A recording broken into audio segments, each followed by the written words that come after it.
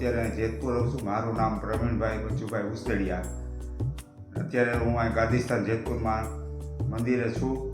અને આજ 2010ની સાલમાં મારી દીકરી હેતલ એનું રાજકોટ એડમિશન લેવાનું હતું. અને એડમિશન લેવા ગયો ત્યારે એને બહુ ફેર ચડતા હતા. એને અમે હોસ્ટેલ ગોતી, જ્યાંથી 30 કિલોમીટર જવાનું હતું દૂર. પછી એમાંથી અમે એડજસ્ટ કરીને જે 20 કિલોમીટરની જે સ્કૂલ હતી એમાં એડજસ્ટ કર્યું, અને તોય તકલીફ હતી, એને ફેર બહુ ચડતા હતા. પછી અમે મા છોરું ત્રણે અમારા ઘરનાને રડવા લાગ્યા.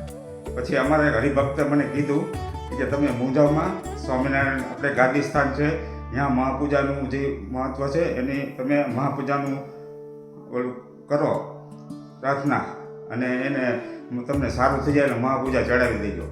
એટલે અમે મહાપૂજા ચડાવી દીધી. કેમ કે એને સારું થઈ ગયું. અને તે પછી 4 વર્ષ અહીંયા રહી. 4 વર્ષ 20 કિલોમીટર એને આવવા જવાનું અંતર હતું. એ રોજનું જવાનું, પણ કોઈ દી ફેર ન ચડ્યા. અને જેવું 4 વર્ષ પૂરા થઈ ગયા એટલે સ્વામિનારાયણનું અમે જે કીધું હતું એ પ્રમાણે અમારું થઈ ગયું. પણ 4 વર્ષ પછી પાછું એને પ્રોબ્લેમ થયો ફેર ચડવાનો, ઘરે વહી આવ્યા પછી. એટલે પાછી અમે માનતા કરીને અત્યારે બહુ સારું છે. મારી દીકરી અત્યારે સાસરે છે, કોઈ જાતનો પ્રોબ્લેમ નથી. જય સ્વામિનારાયણ.